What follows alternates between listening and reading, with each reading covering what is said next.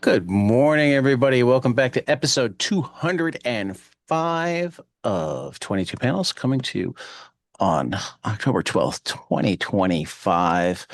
I am Tad. He is Phil across the interwebs. I just, Weird. I That just, one, I that just last pinned him one to a sounded wall. I did. I just, I'm I stuck just at pinned it's you, pinned him to a wall. it's a Uh, good thing you didn't cover my mouth because we're still we are well stuck on.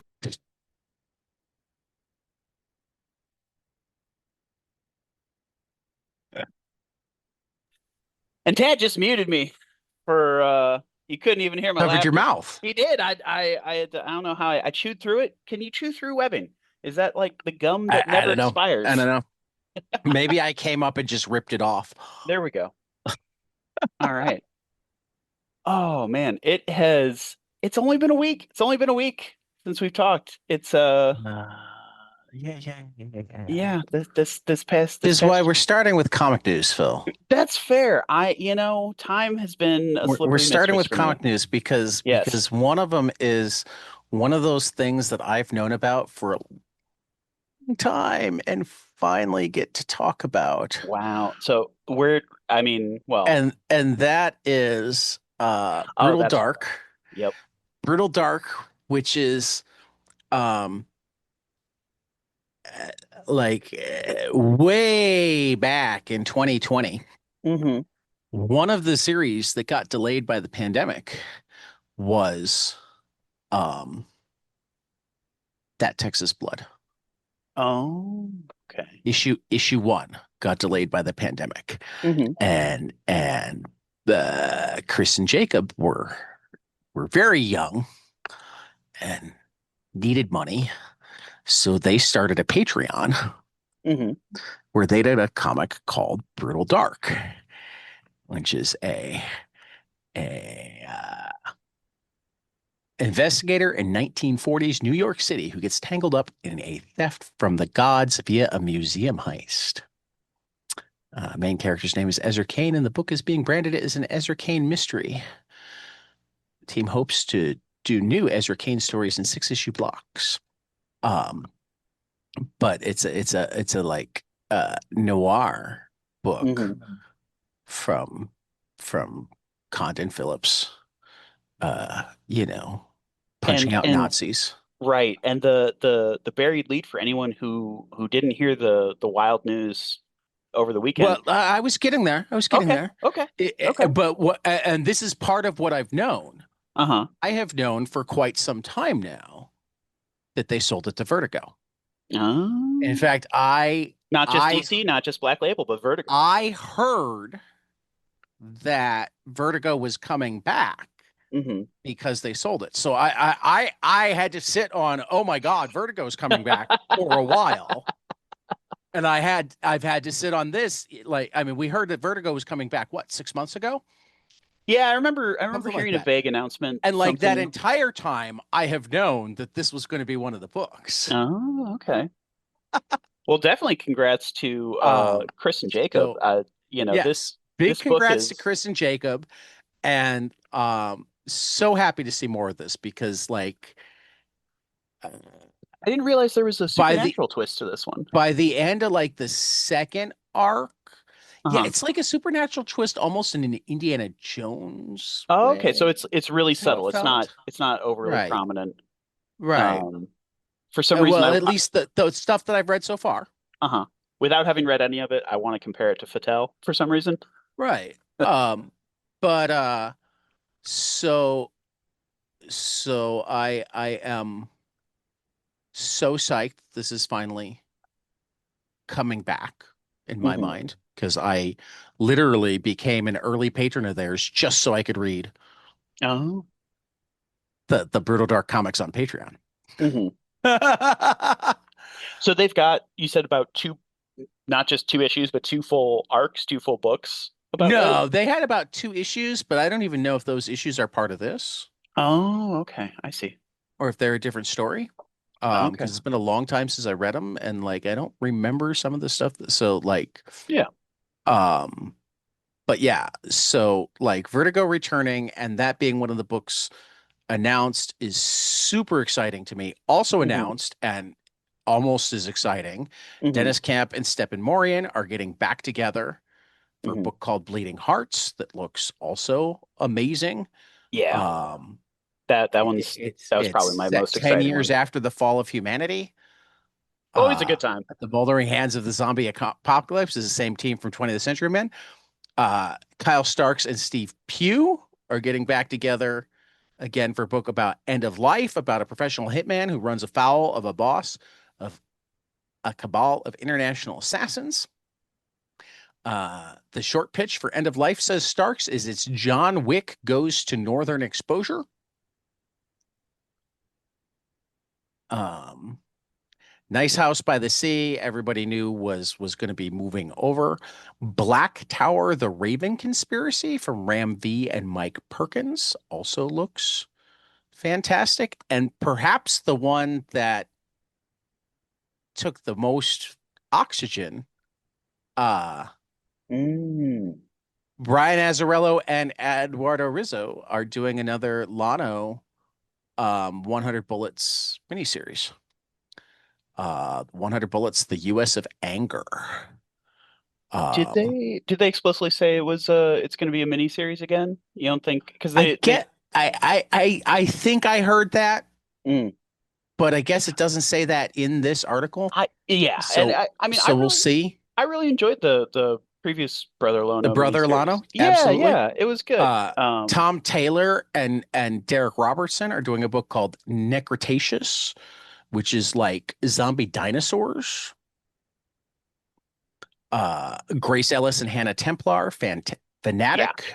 that one looks Uh that's probably that's gonna be tough. A Waking Shadow from Simon Spurrier and Aaron Walking Campbell. Walking Shadow. A Walking Shadow, you're Yeah, right. that was close. That's probably the one that you're most all over. I mean, yeah, it's tough. It's like it's one of those things where I'm like, how dare you announce 10 books, seven of which I'm highly interested in. The Crying Doll by Mariko Tamaki and Rosemary Oh God. Valera O'Connell. Yes, that's another one where I Like, feel like which three are you not interested in? And can I just bitch slap you now? I mean, so Necrotaceous, I'm so on. Derek Robertson drawing I like Derek zombie Robertson just dinosaurs, fine. and when has Tom Taylor ever let us down?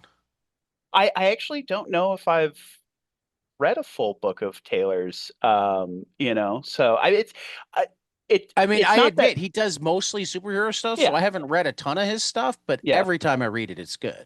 and He's got that's that right sense of humor to like totally work with this, as does Robertson with his art. right. So it's. I mean, again, Derek Robertson on yeah, zombie dinosaurs should be all I you need. I will read again. This isn't about reading or not because I'll read all of these. Okay. Robertson drawing dinosaurs. I'll read almost anything he draws. Again, the Black Tower one is one that it looks Ram really good. V. I know, it looks great. It's gonna be great. It's just it when I'm thinking, I'm like, okay, I can't buy all of these. So which ones am I not gonna? Or actually, no. That one does look good. I haven't read the Nice House series yet, and the End of Life looks it didn't quite. So those are the ones. I mean, Kyle again, Starks.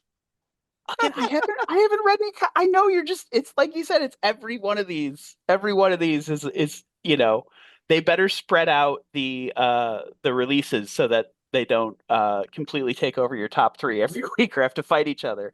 Um, I think the ones I'm most likely to actually buy are probably Bleeding Hearts and Fanatic, and then Walking Shadow. If I had to pick one, well, but then of course the Valerio O'Connell one.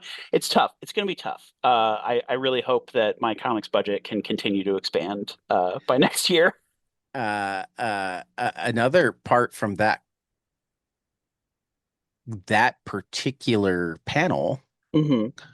um, as probably none of our listeners remember, though, like if we have any listeners that can remember this, is fantastic. Uh, Back in 1989, when Rick Veitch was doing his run on Swamp Thing after Alan Moore's run, um, he wrote an issue where Swamp Thing was present at Jesus's crucifixion, and the management thought that was over a line, and Veitch said, "Okay, Cowards. okay, I, I'm done." Respect for Veitch. And the You run know, was never completed. Um, until now. Starting in April, the 4 issues that would complete that run, as written by um, Rick Veitch and with the then artist on the series Tom Mandrake and colorist Trish Mulvihill, will be printed. So there will be an alternate. This is kind of it looks like it's actually going to be part of Black Label, even though it was announced at. So this is kind of like and I still need to go read this Mhm. the alternate Jason Todd story. Alternate Jason Todd's. Oh, they did publish that, didn't they? Yeah. Right, They published a story they would have published if the fans had not killed him. right. So Or it's a if the different haters hadn't version of campaigned harder. 88 through 91 of Swamp Thing Uh-huh. coming. Yeah. This is actually that's pretty cool to me. Yeah. Um, I mean, it's one of those things that's whoever this is healing, I appreciate that, right, because it was one of those things that happened before I was right. even born. Jeff Lemire and Dustin Wen announced their new creator-owned series, Crowbound. Um,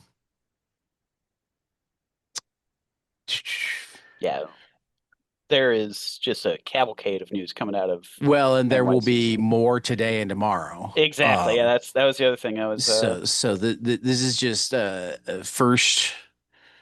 first days of yeah, I think that's all the heavy NYCC stuff, except mhm. for Harvey Awards were announced.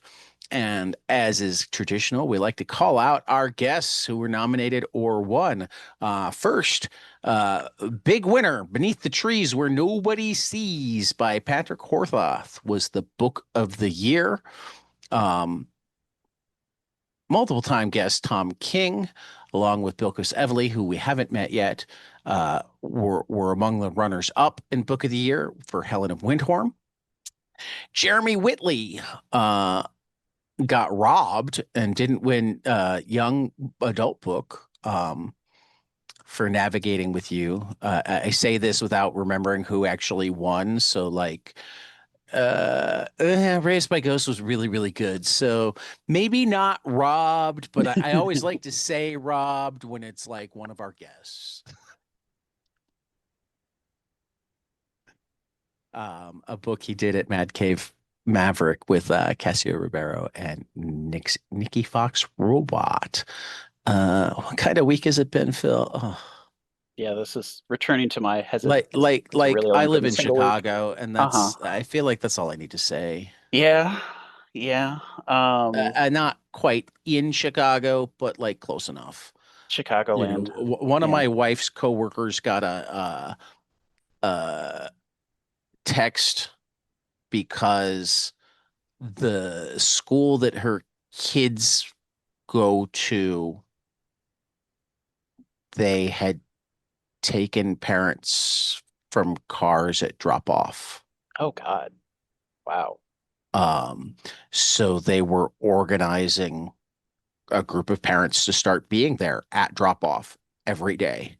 Mhm. And they knew that her husband worked from home, so they Mm. wanted to get a hold of him.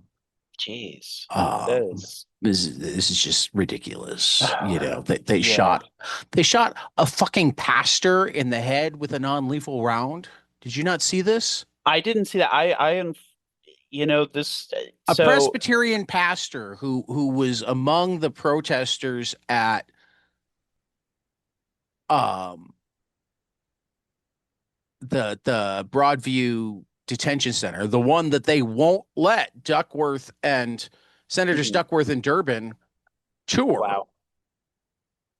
you know, as is their right and responsibility as U.S. senators to conduct oversight. Um, there was a Presbyterian pastor in a collar, in a robe, very clearly in a position of prayer, shot in the head by laughing agents on the roof. Yeah, that's fucked up. That's I that's mean, the that's upside is like people who have gone against the Trump administration and uh in the last week include Joe Rogan for immigration stuff, Marjorie Taylor Greene for healthcare, um, and a couple of different um, Republican governors. There was actually, I love this quote from like the governor of um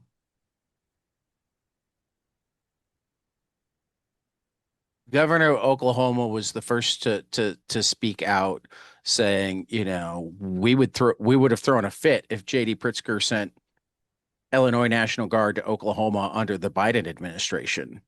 jeez. Um, but I think I like this even better. Republican Governor Phil Scott of Vermont said, I don't think our guard should be used against our own people. I don't think the military should be used against our own people. In Yep. fact, it's unconstitutional, unless, of course, there's an insurrection, much like we saw January 6th a few years ago. Yeah. Yeah. Uh yeah, it's getting So, I mean, the upside is there's a fucking lot of resistance, and I encourage everybody to participate in some way for the next No Kings rally on October 18th, which whatever the Speaker of the House says is not a Hate America rally. In fact, I think I think that like, and if anybody's listening, like spread this word. Like, I think that the marching hymn of the No Kings rally should be America the Beautiful. Oh, interesting. Okay. Yeah, I mean, when I went out to the You previous one a few know. months ago, there were plenty of people absolutely Yeah. celebrating America. It felt Uh-huh. like a very, Uh-huh. again, uh, the mythology, the American mythology of the American Revolution, like we identify as underdogs and upstarts. So rebelling against the government is absolutely American, The, you the know? the next like small piece of resistance that I encourage everybody to do is anytime you're around somebody that says Antifa, particularly in a negative way, say, you mean anti-fascist? Does that Yes. mean you're pro-fascist? I thought you guys Yeah. weren't fascists. Yeah. You get upset when we call you fascists. As someone Are you online said, pro-fascist? the dude wearing Not anti-fascist? the dude wearing the anti-Antifa shirt. It's like, all right, now reduce your fraction. What are you? Um, yeah. Yeah. The little bit of the bright spot in all of this has been what's going on in Portland for me. There have I been mean, yeah, people. except that I mean, they're It's horrible. responding similarly in Portland as They they are. are. It's horrible. But the visible form of resistance of people dressing up in Oh yeah. ridiculous inflatable animal hmm costumes, hmm dancing and mocking all of these, the military in their face, hmm making them look, it's as Yep. someone said, turn the other cheek means make your opponent look like a dumbass for attacking you. And that is Right. exactly what this is doing. So that it's given me hope. A I mean, few and freaks and like frog I'm gonna costumes give say me hope. right here, I actually have the greatest respect for the men and women in enlisted service. Hmm. But I also am pretty certain that very few of them signed up to do this. Yeah, I was going to say, if ever there was a time to refuse orders due to patriotism, this Well, is one not of them. even due to patriotism. It is a crime to Yeah, follow an unconstitutional order. You are there we go. being given unconstitutional orders. Will Hmm. you wind up spending time in Leavenworth? Well, Mm, yes. But are yeah. you going to win?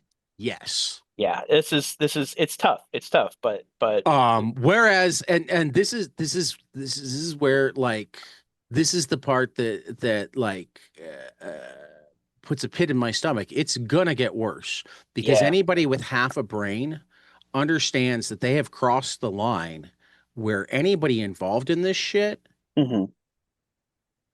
is going to prison if this regime ends. Yeah. I mean, we can only hope.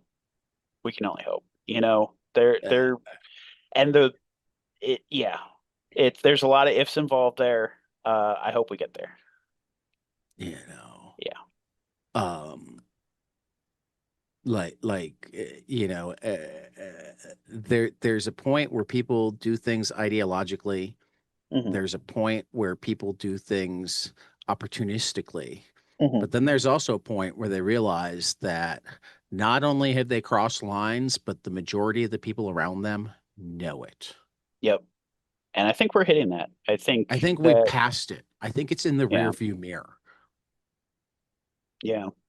I mean, Well, I mean, again, you have Joe fucking uh, Rogan. that's what I mean. That's what I mean is that the when you have Republican governors speaking out and reminding Right. people about that, hey, January 6th was an insurrection. It wasn't just like This a is groovy not. Yeah, party. well, not only that January 6th was an insurrection, Uh-huh. but that this is not. Yeah, yeah. And that this is something worse. This is getting into horror show territory. Um, Um, and again, like I think that's why we're seeing more and more crazy ass shit happening because mhm. what do you do? Yeah. Uh, I mean, it becomes particularly because it's like it's not like they can offer to turn state's evidence yet. What do you mean by that? I mean, they I can't try to cut themselves a deal by testifying oh, against each other because who can right. they do that with? They'd be testifying against, yeah, they'd be testifying against themselves to themselves. So, So okay, I so see what like you're saying. to stop now means to risk the wrath of the people that you have been working for, and Hmm. you know damn well what their wrath looks like because you've Yeah. been inflicting it. Yeah. And I think, and so here's the thing And is to that, not stop is to understand that your future is bleak unless this regime stays in power. right. And I think that it's too late for anyone who's been on TV in support of this. You know, the Christy Gnomes, the Stephen Millers, they're the Pete I, Headshot. They're all good. They I need to go. think arguably in some ways it's going to be even harder for the rank and file ICE agents. Absolutely. And that's where I was going to say if by any small sliver of chance that anyone in that group, anyone who is being ordered out to American cities to post up, is listening to our little podcast, please, I please mean, don't. honestly, take advantage of the shutdown. Say, oh, Yeah, you're not paying me. I quit. I need a real yeah, job. please, please, all those sorts of things. I think that Speaking of unfortunately, which, the military families will not receive their paychecks next week. oh shit, that's it's going to be pretty hard to Uh, order uh, troops when you're not feeding them. Republicans in the House and Senate tried to pass a resolution that would have paid them. Democrats said, no, no, we already passed a resolution that will pay them. It's the continuing resolution. You can pass that. Hmm. And I just reverse that. Democrats in the House and Senate. Mm-hmm. Republicans said, by the way, Republicans have still not returned to the House Mm. because to return to session in the House would mean swearing in the new representative from Arizona, who would then sign the discharge petition requiring a vote on the release of the Epstein papers. Mm.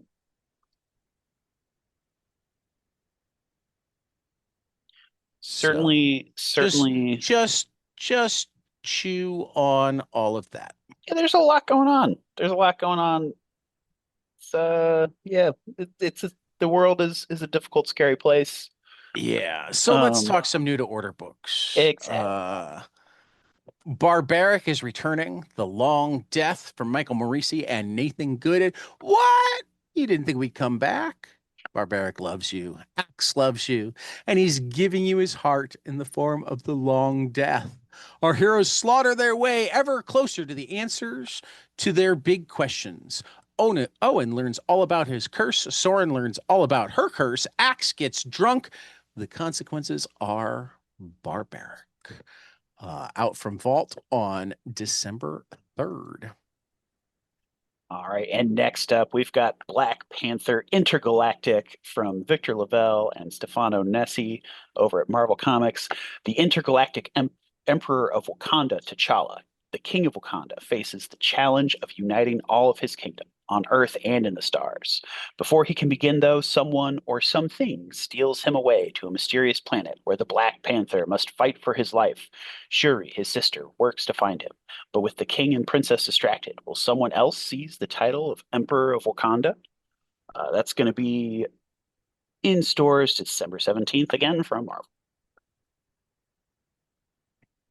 And next up, we've got Drumsticks of Doom from John Westhoff and Dan Doherty.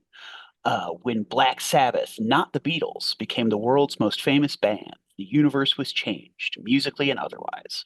Lost arts like alchemy were made common, schools taught about transfiguration and alternate science, demons were summoned, and some stuck around. Lana loves music. She has played in bands all through high school, and now in college, she still plays in her ex's fledgling metal band. Secretly, she stays so she can play her own music after her ex leaves band practice. At her age, she's starting to think pursuing music might not be the path destined for an independent songwriter. With the Billboard music charts being dominated by the heaviest of metal, Lana is content practicing her songs with her bandmate Jimmy. Bands like hers are doomed to the local scene. She's not even brave enough to find a full band. The two-piece are finishing up their best practice yet when they're drawn into a spiritual battle to keep metal on the top of the charts. It's going to be in stores December 3rd from this is That's from the magnetic or not Magnetic magnetic Press? Not Magnetic. massive the massive small press is the distributor. I'm looking up the name of their press because this is Okay. actually local to me. Oh yeah, this looks awesome. This sounds really great. Bu- bu- bu- bu-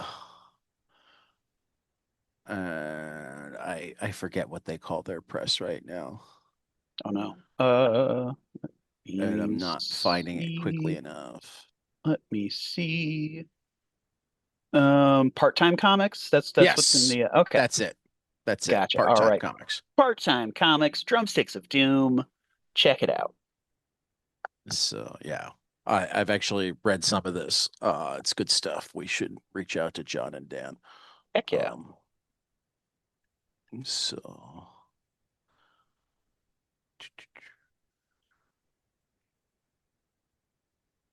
trigger warning: a Strangers in Paradise story from Terry Moore. I've so happily read this because it was a bonus with his last Kickstarter. Uh, One-shot comic book features Strangers in Paradise stars Cachu and Francine as you've never seen them in the Old West. Can Civil War veteran Cachu find true love in a small Western town? She can if Francine lives there, but first, our weary soldier will have to battle quick-tempered outlaws and the quickest gun in the county. In stores on December 3rd from um, why am I forgetting Terry's company right Strangers in now? Paradise. Yeah. Back to this Abstract Studio. Yes. Abstract Studio. Uh, uh, I won't tell him you yeah, forgot. it's morning. It's morning. Um, so some How much upcoming coffee graphic have you had, novels. Tad? I'm still working on my first. Uh, All the Living from Roman Murdoff at Fantagraphics. Waking up in purgatory, a young woman is forced to take part in a lottery, which she wins. Unfortunately for her, since she has had enough of life, the prize is to return to the living world and continue her life from where she had left it, with one significant difference. This time she can see and communicate with ghosts, her own included.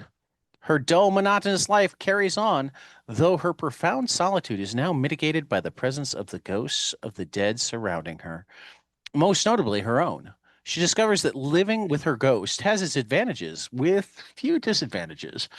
All the Living is a meditation on monotony, hopelessness, and the absurdity of existence.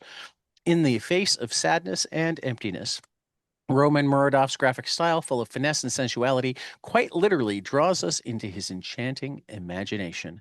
A parable at the same time gentle, penetrating, and occasionally profane that marks the return of a master of the modern graphic novel. From Fantagraphics on December 3rd. Yeah, that sounds really incredible. Yep. Yep. I get to go two in a row. This one's from Z2 Comics, the reigning champions of music-related comics. The Final Symphony, a Beethoven anthology. Celebrate Ludwig van Beethoven's 250th birthday with an anthology of comics inspired by the maestro's life and music.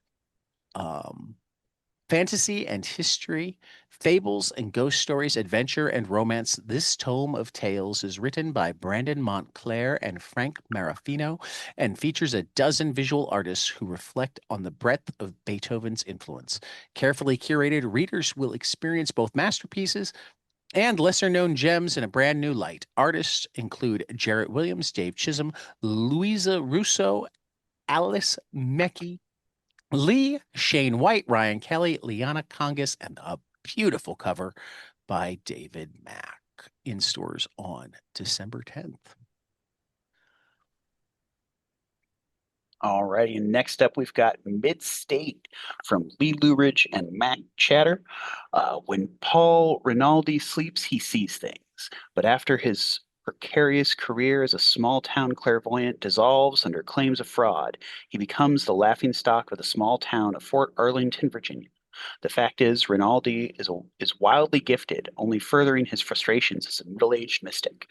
But a string of missing persons cases, coupled with terrifying visions, gives Rinaldi a new purpose. Rinaldi teams up with the town's rookie detective, Abigail Dolan, to solve the cases using his psychic abilities. Together, they will get to the bottom of things or die trying. In stores, December 10th from Batcave. There it is.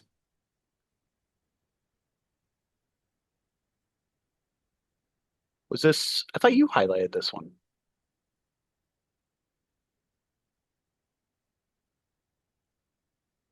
Oh, I guess I not highlighted 3 on accident. Oh my. That's okay. That's Yeah. okay. I'll do it. I'll totally do it. This one looks good.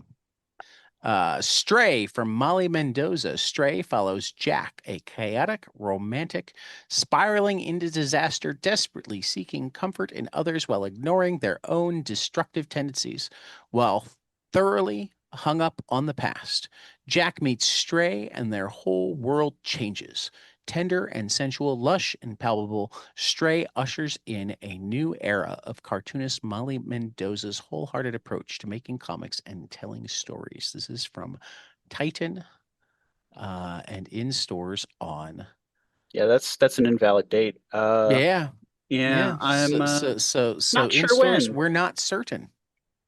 but keep your eyes and ears peeled. Yeah. Yeah, the cover is very striking. Oh, wait a minute.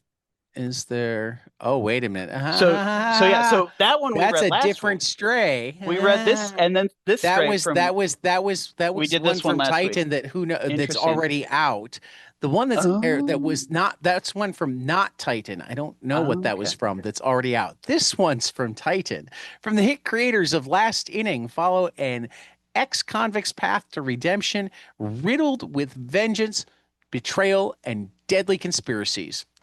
The stakes are too high for him to strike out off the pitch. After serving 9 years for a crime he didn't commit, Hachia Ken is free, but his past is far behind him. Released from prison, he's confronted by Hannah, the fiery daughter of a ghost from his past. Together, they're forced to navigate deadly web of betrayal, yakuza power, and political corruption. This one is in stores December 3rd, 2025 from Titan Books. But I also kind of want to find The that Molly Mendoza Mendoza one. book. Yeah, the Molly Yeah. Mendoza one. This is Rio Cameo and Yu Nakahara. They both look fantastic. So yeah, the Molly Mendoza is just a extra I guess recommendation without any previous knowledge, Right. but A it's got a bonus. cat in it, so I could see myself reading it by next week. Exactly. Yeah. I will try just about any comic with a cat in it. Yeah. Next up, there is Rack and Rune from Chris Capel, Alex Arizmendi, and It was a 2022. for the Mendoza. Yeah. Oh, okay. Gotcha. So that was a while ago. So this is Hooligan Press. Hooligan? Yeah, Hooligan does good stuff. Booligan. Okay. All righty. 19-year-old Rory Denborough was born into magic by way of the insular society known as the Translators. For his entire life, Rory has been given control over a world of awe-inspiring wonders: telekinesis, shapeshifting, teleportation, advanced healing, even time travel.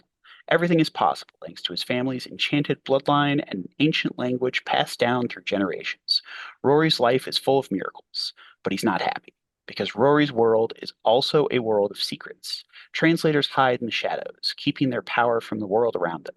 Rory struggles in this secrecy, sneaking out of his family's hidden high-rise apartment to blend into the wonderfully normal streets and people of New York City.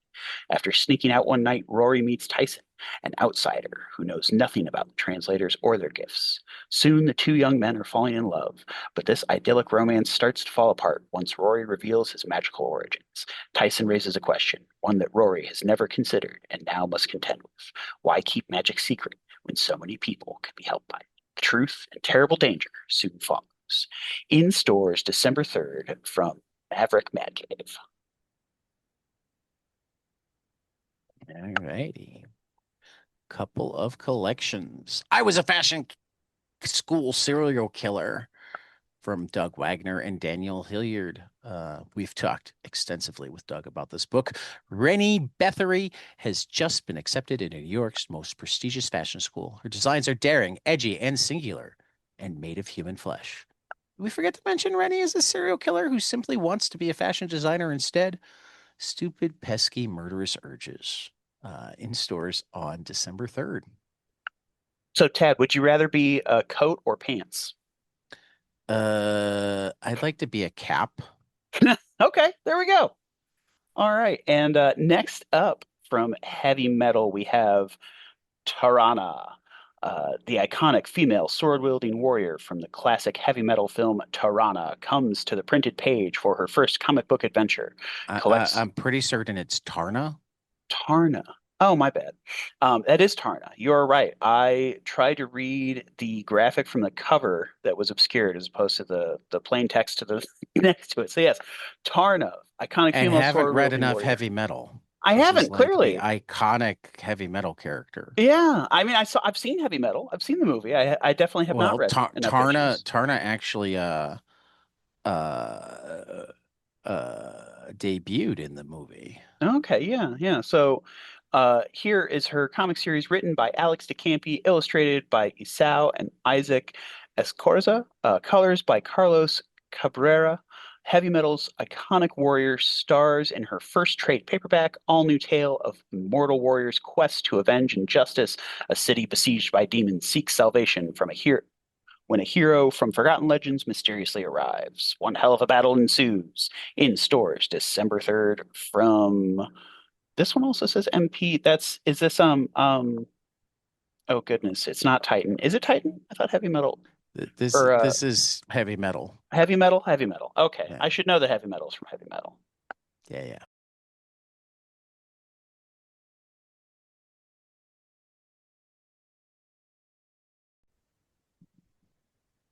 All right, new to order this month, starting with new comic series. We have Aggie, a one shot from Mark Russell, ACO AWA, December 17th. Barbaric, The Long Death, #1 from Michael Morisi and Nathan Gooden at Vault Comics on December 3rd. Black Panther Intergalactic #1 from Victor Lavelle, Stefano Nessi, Marvel Comics, December 17th.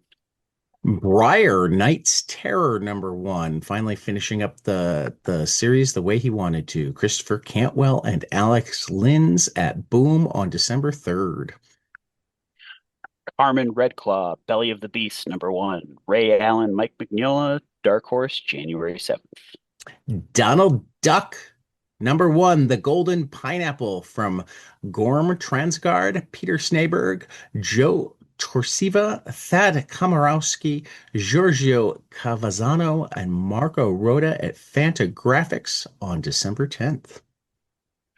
Drumsticks of Doom #1. John Westhoff, Dan Doherty, Part-Time Comics, December 3rd. Giant Size Criminal, #1 from Ed Brubaker and Sean Phillips at Image on December 3rd. Habitat #1 from Joshua Dysart, David Lapham, Bill Sienkiewicz, Bad Idea, December 10th. New Space Age from Kenny Porter and Mike Becker at Mad Cave on December 17th. Our Soot Stained Heart #1. Joni Haig, Stipian Morian, Mad Cave, December 10th. Shiver Suspense Stories Volume 2, Issue 2, Something 2, another one shot from E.C. Oni, from David Bohr, Melissa Flores, George Northey, Ben H. Winters, Sammy Cavella, Dan McDade, and more, coming on December 10th. Trigger Warning, A Strangers in Paradise story. One shot from Terry Moore, Abstract Studio, December 3rd. And Kyle Starks returns with Wrestle Heist #1 from Image Comics on December 17th. Phil, how about the graphic novels in the new catalog? Kicking it off, we've got All the Living from Roman Muradov, Fantagraphics, December 3rd. Calamity Before Jane from Noah Van Sciver at Toon Books on December 23rd. Charles Chaplin, The Funniest Man in the World, Seymour Chwast, Steve Brower, Fantagraphics, December 3rd.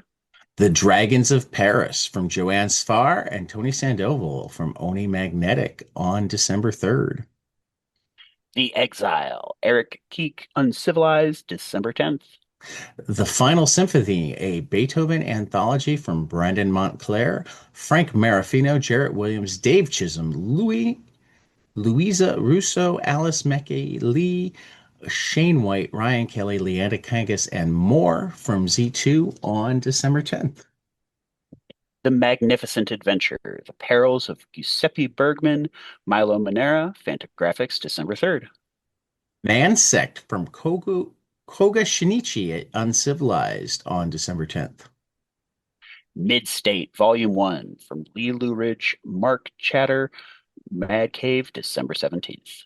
Queen Kodiak from Christopher Greenslate and Riccardo Ficini at Maverick Mad Cave on December 10th. Stray, Volume 1, from Ryu Kamio, Yu Nakahara, Titan, December 3rd. UFO Mushroom Invasion from Shirakawa Marini at Uncivilized Books on December 10th. And finally, we have Rack and Rune from Chris Capel, Alex Ar, Arizmendi, Maverick Mad Cave, December 3rd. And some collections, Phil. What do we got this month? We've got the Blood Brothers Mother, Brian Azzarello, Eduardo Riso, Distillery, January 20th. Lou Palo Verde from Ray Fox and Ramonti at Mad Cave on December 3rd. Dogmatics and the Indomitables, 3-in-1, Volume 1, Yves Colon, Matthew Choquette, Jerome Erbin, Hervé Benedetti, Nicholas Robin, Michael Colon, Simon Lecoq, Oliver Serrano, Maureen Lachinaud, Philippe Fenesch, Jean Bastiem, David Etienne, From Paper Cuts, December 7th. I'm so sorry for all those names I butchered. You don't speak French? What? Oh, Fire not and enough. Ice, When Hell Freezes Over from Joanne Sterer and Stephen Byrne at DC Comics on January 27th. Far Down Below from friends of the show, Chris Condon and JJ Shaw, Mad Cave, December 24th. The Future Is, Volume 1, Black Mountain from Fred Van Lente, Ennio Buffi, and Mario D'Alessandro from Recca on December 10th. Groupies from Helen Mullane and Tula Lotte at Mad Cave, December Helen 17th. Milan and Tula Lotte. Milan and Lotte. Milan and Lotte. Thank you. Helen of Windhorn Deluxe Edition from Tom King and Bilkis Evely from Dark Horse on February 24th. Crypto, The Last Dog of Krypton from Ryan North, Mike Norton, DC, February 10th. I Was a Fashion School Serial Killer from Doug Wagner and Daniel Hilliard and Michelle Madsen Image Comics on December 3rd. The Pale Knight from Peter Milligan, Val Rodriguez, Mad Cave, December 24th. The Smythes by Ray Irvin, edited by R. Kikwo Johnson and Dash Shaw, with an introduction from Caitlin McGurk on New York Review Comics on December 9th. This Ends Tonight from Jerry Dugan, Robert Wyndham, Kelvin Mao, Jay Lee, June Chung, Image Comics, December 24th. Resurrection Man Quantum Karma from Ram V and Anand RK at DC Comics on January 20th. Tarna from Alex DeCampi, Esau and Isaac Escorez, Carlos Cabrera, Heavy Metal, December 10th. You'll Do Bad Things from Tyler Boss and Adriano Turtolucci at Image Comics on December 10th. So, some final order cutoff. We have Batman and Static Beyond, #1 from Evan Narcisse and Nicholas Draper Ivy. And I neglected to put the damn date on it. Probably December 3rd or November 26th, somewhere in there. Briar, Knight's Terror #1 from Christopher Cantwell and Alex Linz from Boom on December 3rd. Devil on My Shoulder #1 from Kyle Starks, Peter Kowalski at Dark Horse on November 26th. Die Loaded #1 from Kieran Gillen, Stephanie Hans at Image on November 12th. Free Planet Volume 1. If you, like me, weren't smart enough to get on this right off the bat with single issues, this is like totally a great book. Get caught up with the first volume from Aubrey Sitterson and Jed Doherty at Image on November 26th, and then pick up, I think, issues 7 and 8 won't be collected, so they're like a back history type thing. Interesting. Heaven, West Virginia from Ravi Teixeira at Oni on November 12th. I Am Their Silence from Jordi Lefevre. Dark Horse on January 20th. Liquidator #1 from Peter Milligan and Peter Kowalski at Mad Cave on November 12th. Making Nonfiction Comics, a guide for graphic narratives from Ellery Harris and Shay Merck at Abrams on November 12th. Socrates from Francesco Barilli and Alessandro Rangiaschi at Becco Giallo / Mad Cave on November 12th. And Under York from Sylvain Runberg and Mirka Andolfo at Image Comics on November 26th. Crowdfunding, we have Macabre Valley #1 from Zach Quaintance and Anna Redman on Kickstarter through October 15th. Go listen to our chat with Zach about this. Comic Shop Anthology from Lifeline Comics at Kickstarter through October 23rd. Dracula Book 3, The Count from Matt Wagner and Kelly Jones on Kickstarter through October 30th. I read Book 1 this week. It was fantastic. I'm generally not a vampire Dracula type guy, and like they made me one. Feeling Messed Up from David F. Walker on Kickstarter on October 30th, his mental health book. Our Long National Nightmare from fantastic political cartoonist Tom Tomorrow on Kickstarter through October 30th. The Dead and the Damned #3 from Sebastian Gerner, Kelly Williams, Goats Flying Press on Kickstarter until October 31st. The Sink Halloween Special #1 from John Lees and Alex Cormack Killustrator at Comic Stripe on Kickstarter until October 31st. Comics Courier issue 3 from Tiffany Babb on Kickstarter through November 1st, and Rigsby, Wisconsin, Volume 2, Burn It Down from And S.E. Case at Iron Circus on Kickstarter until November 6th. and one more, which is a mangaka, a kaiju, and Omega from Juan Ponce and Lurd Noise on Zoop for 27 more days. So mid-November. You got to get better at like Adding those notes in, I know. Yeah. Yeah. Yeah. I need to work on that. Last minute. Yeah. So Tell us about your amazing books this week. this was It looks like a stacked week. I could have gone 9 deep with graphic novels. Mm. I could have easily gone 3 deep and probably more than that with issue 1s. Yeah. But I could have easily gone 3 deeps with continuing series. So I'm gonna do a quick run through of the highlights of my honorable mentions, slash the ones that I actually got to, because I didn't even get to all of my honorable mentions, because again, when I could have gone 9 deep with graphic novels, I did a lot of reading this week. But from the honorable mention category, check out Batman: The Last Halloween #9, Death to Pachuca #1, Deluge #1, Everybody Dead and Dying #2, Falling in Love on the Path to Hell #10, Free Planet #6, The Future Is #6, The Guy in the Chair #1, High Strangeness #1, Lost and Found, Mary Sue #1, Masterminds #2, Physics for Cats, Power Fantasy #12, Red Book Volume 1 #1, Return to Planet Hulk #1, Star Trek Lower Ducks #12, Superman the Kryptonite Spectrum #3, Temporal #1, and especially Uncle Scrooge Flintheart Glomgold's Sinister Secret #1, that it was really hard to leave off of my top 3 list. And for that matter, I also realized that I didn't actually fully add in all of the graphic novels, because graphic novels is harder to know in advance what's coming out. So really quick, let me add. I'm rubbing off on you with the last minute notes here. Hillary Campbell's The Joy of Snacking. Ooh. I'll actually be seeing her stand-up performance tomorrow night Nice. for my wife's anniversary. Not my wife and I's anniversary.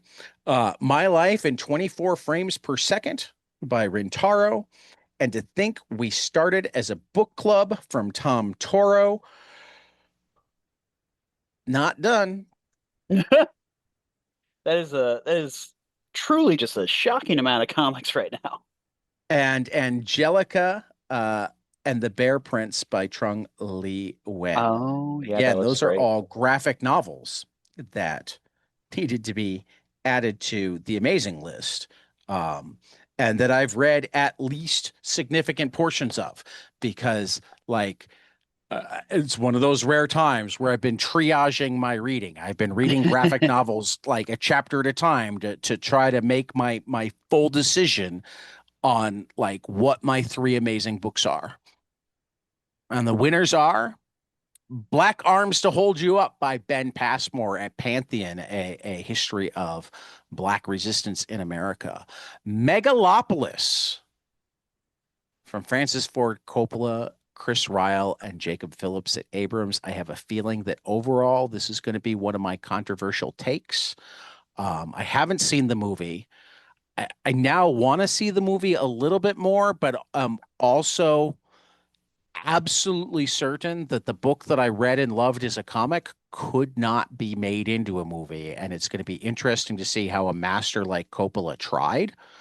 Yeah, Uh, I haven't heard anything great about Megalopolis, the movie. no, it's mostly that it's a hot mess, and I Yeah. understand why that would be because the comic is so layered, and I don't Mm, know how much of that is Coppola's vision and how much of that is Ryle and Phillips like jumping from the skeleton and making something even greater out of it. But like it it it shows how we can destroy ourselves from both a right and left way while still showing like a hopeful path to the future. It pulls on uh, uh, the historic fall of the Roman Empire and puts it in an American setting. Um, it it emphasizes how in many ways the biggest thing that can get in our way, no matter what our philosophy is human ego. mm, Um, yeah, I can see that. yeah,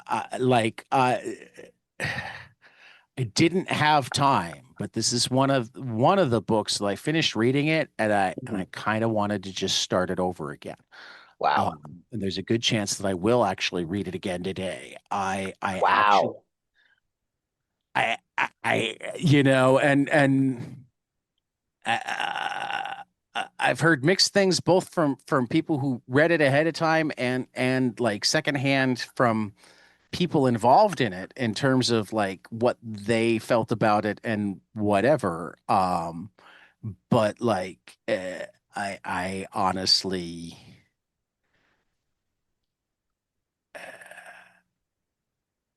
I honestly thought it was a masterpiece. It like it's got layers and depth in a way that like you need comics. It made me sit back and think that a wonderful, wonderful experiment would be to have a movie house where every script, when it got to shooting script stage, went to a director and went to a comic creative team that didn't work together to see what That would came certainly be from interesting. there, you know. Oh yeah. Um, I mean, honestly, like my like it made me really dream like have the full on media house where every script got made into both a book or both a comic and a movie and every novel you published got adapted to comic form just to like have those comparisons to really explore on multiple levels the mediums where part of the assignment to the for lack of a better term to the people working on things are lean into your mediums. Hmm. Yeah, I think. Do this in a way that only your medium can do it. Oh yeah, yeah, and that's definitely an interesting thought about it because so often comics, and especially like in a case like this, they'll be they'll be a byproduct of adaptation, so that I think it would be really interesting to truly see, all right, if you take one story and develop it in multiple mediums simultaneously, the differences that arise. That actually does sound really fascinating now that once you get into it. I think it'd be difficult to pick. Um, I mean, like you can already see some of that with like classic literature adaptations. We're getting more of those from comics now, like Mhm. was it Slaughterhouse-Five and Slaughterhouse-Five was amazing. yeah, yeah. Um, The various the adaptations of Frankenstein that exist. the recent adaptation of what's the word I was looking for? Gatsby. There were a Oh couple of yeah. really fantastic adaptations of Gatsby. Hmm. That definitely, I think, captured it better than any of the movies have. The movies have all captured parts of it Hmm. and not parts of it. Yeah. And a lot of that has been due to various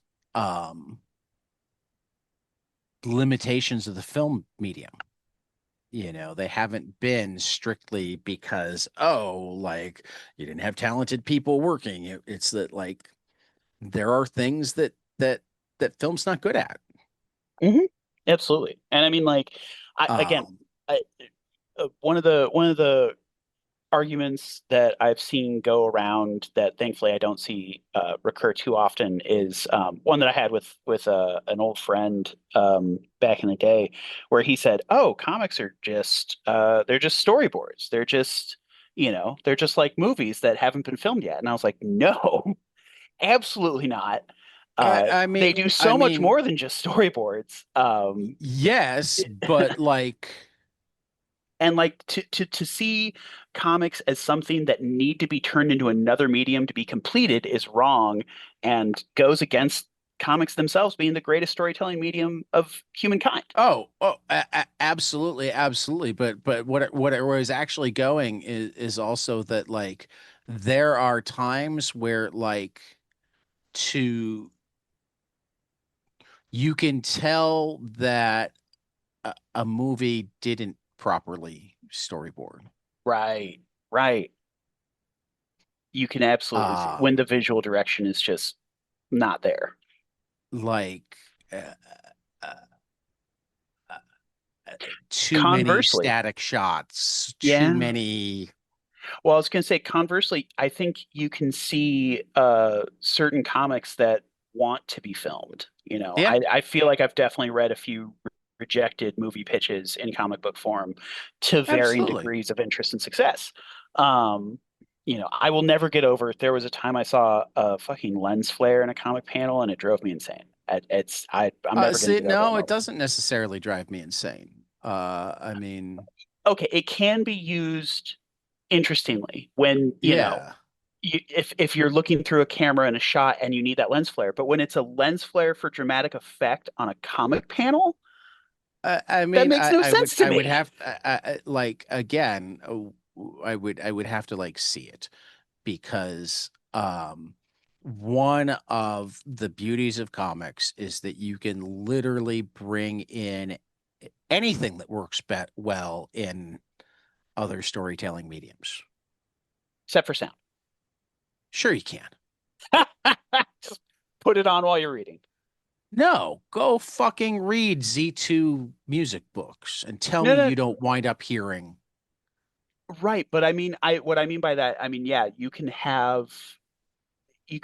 integrate those elements, but it's I mean, still for that matter, tell me that like a good letterer can't make you hear sound effects. no, I do. I absolutely do. But what I I mean mean, by that, for that matter, I hear people's voices as I read, the it's like cadence and rhythms. it's the only storytelling medium that like uh, is any good at bringing smell in. Interesting. Interesting. I have not read a scratch and sniff comic yet, but I'm open to it. I'm not talking about scratch and sniff comics. I'm I'm talking sure. about like fucking Mad Magazine. Oh, okay. Interesting. Interesting. Like just Uh, with the art and it feels like it has a smell to it. The synesthesia comes through.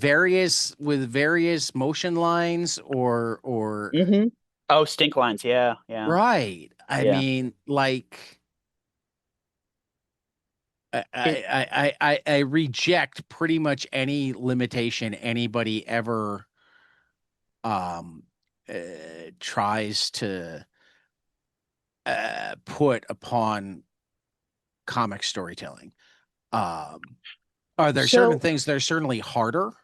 yeah, Sure. yeah. So two things real I quick. don't often talk about how great the sound of a comic is, Hmm. but I Um, do. right. So the two things real quick. One, interestingly enough, fun fact, I have no sense of smell. Um, so that was a really interesting one to bring up. Two, so I think what's the one piece that's kind of stopping me from agreeing with you there is that those elements are not inherently within the comic. They are things that you're bringing from your own experience and then attaching to the comic. Inherently, the So comic does not so contain any smells. It does not so contain any sounds. It is silent, but you bring the smells, you bring the noise, you bring the motion. It's bringing that out of you. so you're saying that because it's a less passive medium, the things that it evokes aren't as powerful? No, I'm just saying that they're coming from you rather than from the comic itself. I mean, like The it comic doesn't is matter bringing it out what of doesn't matter what the medium is. The most important part of what you get from it is coming from you anyway. yeah, but so to continue this analogy, when I watched the Rings of Power series when it first came out, I had no idea what was going on. I don't know what the story they were trying to tell was. I watched it, I kind of zoned out and had my own thoughts and fanciful, the way I was interpreting things, I was amused by. But that is how I would describe that experience. Watching it, I was amused by my own reaction to it more so than what was actually there. And that's where I would argue that the inherent difference is that films contain sound. Comics do not contain sound. They contain representations of sound that you then interpret and turn into sounds within your mind, but that's very different from there being audio within the pages of a comic. But most films don't contain like voiceovers for thoughts, but can they can they convey them? Um, I mean, Do you ever find yourself talking about a film where you'll say this person was thinking this or that?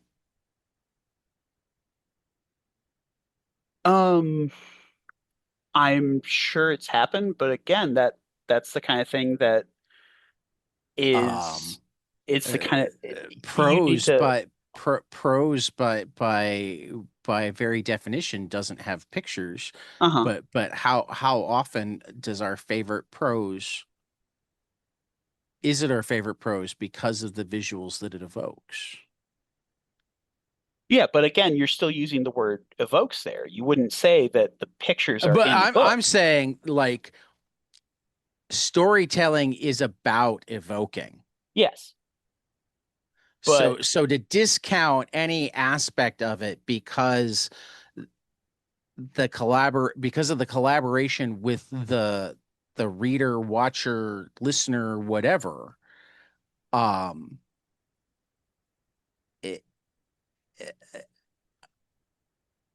it so I feels guess like a misunderstanding of like the concept to begin with.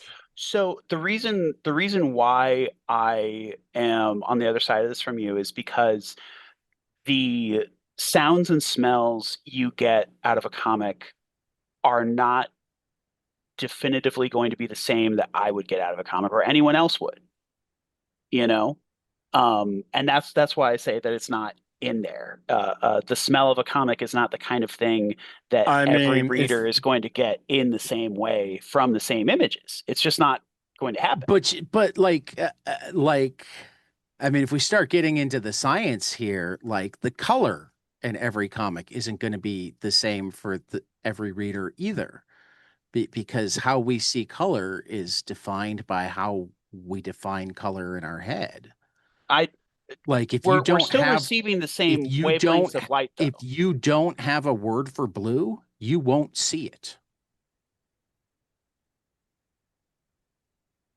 Is it really the word? Yeah. They've done studies on Hmm. like they're still because blue tends to be I know the blue is different because that was the last the visible last named wavelength that was color in added to our. almost any has Yeah, nothing well, to do with the wavelength. It's just the well, last named color it's in because any the cone in our eyes was the last to develop. The cones of possible. red, green, and blue. I mean, if we wouldn't Sure, we But need those cones to also see blue there is almost no blue naturally occurring occurring. in nature. Yes. Yes. So it's the last color defined by any given language, except Egyptian, because that's the one place that you have actual blue flowers rather than Hmm. dyed blue flowers. Hmm. They did tests using color swatches Hmm. in the Amazon jungle with a tribe that still didn't have a word for blue, Uh-huh. where people would insist that the blue corner was the exact same color as the green next to it. Hmm. And that's one where I remember you mentioned this before, and I think my reaction then is the same now, where I would be interested to know if they have the same three cones in their eyes I that mean, we do. that uh, I mean, it's mildly possible, but they started Yeah. seeing it when they were given a word for it. Oh, interesting. Interesting. Okay. I think I see where you're coming from now. That definitely muddies things. It definitely muddies things. Because well, but that's the thing. I mean, there's a mountain of evidence about how yes, we have cones in our eyes that see things, blah blah blah. Yeah, yeah. But like, we take in like 1% of what we think we're seeing at any given moment, Hmm. and we fill in the blanks with our head. Yeah. you know Good readers have trouble with reading tests because there's always a question about how, where's the grammatical error, and if they actually read the passage, Hmm. there's a really good chance that they corrected it in their head and never actually saw it. Right. And because of that, what I'm saying is that there's a chance that people could correct it in their head slightly differently because of the variations But of. that's my point. That is true Yeah, but of but the but color, that my. is true of the picture, that is Mhm, true of motion pictures, that is true of every medium. mhm. Nobody is having the exact same experience. Right. But So why is what the creator evoked versus what the creator laid out?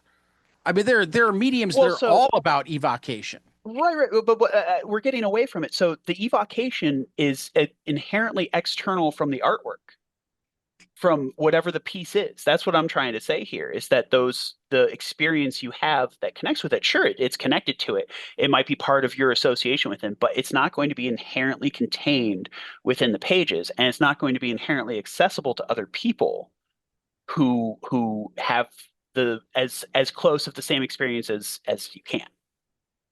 Um, what great work of art does everybody experience the same way? It's not about experiencing the same way. It's about if let's say like if you listen to Beethoven, Hmm. the notes that are there are going to be the same for everyone. How you feel about the notes that are played is going to be different. But I mean, if you What do I'm start, saying is how you feel, uh-huh. what it evokes, and the myriad of things that it evokes is generally what makes it great. I'm not disagreeing with you, but I'm saying that that is So, a so, separate so thing from the work uh, itself. uh, it is, but I think for most artists, it's the thing that matters. Sure, but again, it's So, inherently not so, within the work. well, And that's what I'm trying to say is I'm trying to say that the experience you have when reading a comic is not contained within the comic. okay, It's then contained what's the within you. difference? Then what's the difference? I mean, if that's true, if it's not an inherent piece of the work, Hmm. why shouldn't I make an AI comic? Why shouldn't you? Whoa, that's a pretty big leap. That's a huge. Is So it? what that, yeah, that's a huge leap to me because what why would first of all, why would you make an AI comic in the first place? Second of all, what does that have to do with the difference between what is Well, but you contained just said in an artwork all of and the the well, reader's but you just response said to it? all of the elements don't I'm saying that your the inherent individual response is not inherently contained within a piece of artwork.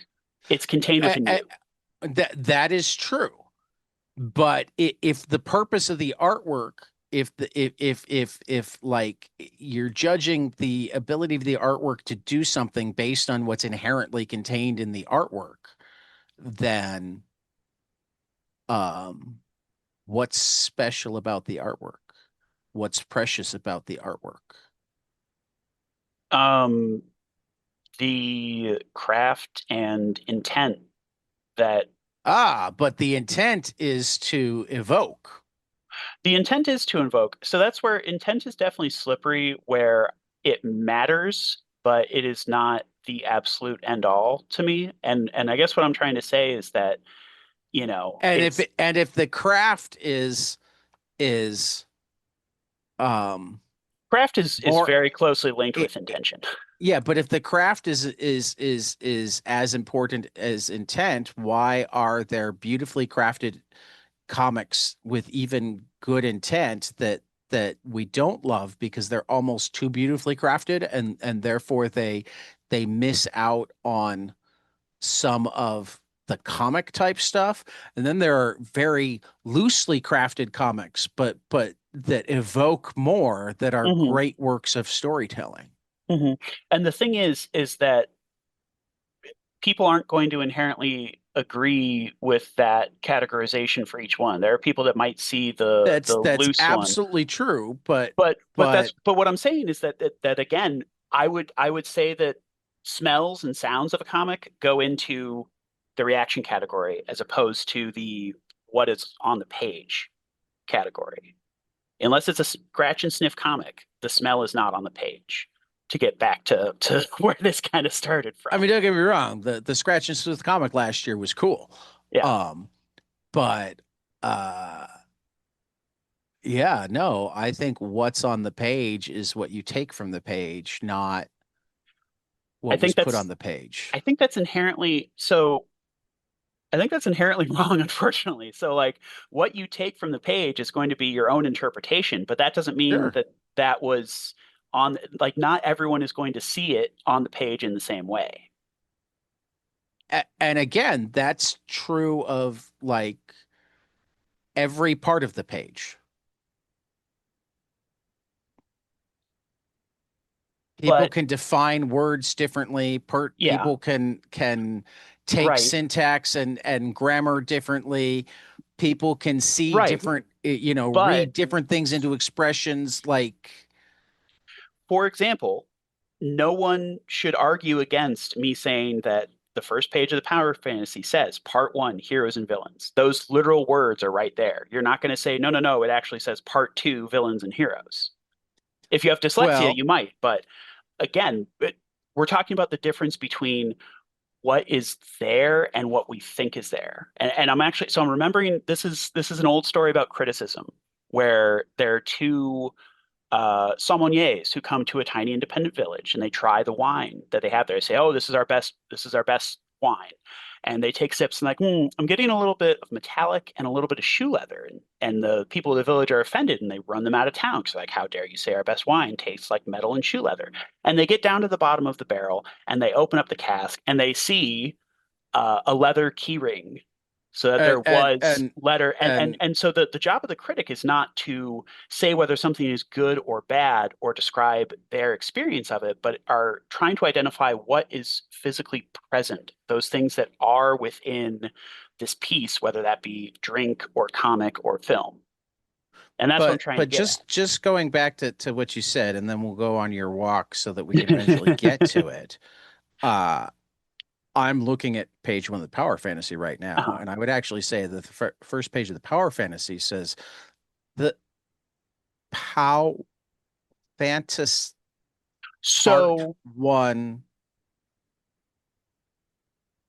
Uh, I could say but I'm going to say Divider, uh-huh. Heroes and Villains. Sure, but my point remains is that the symbols that you're interpreting, regardless from whatever meaning you ascribe to them, are the same. Well, but because this is where uh differing amounts of dealing with gradation matters. Hmm. I guarantee my wife would see all of the power fantasy Hmm. because if I look really closely, if I get up front, I can see that the E, R, the Y, Hmm.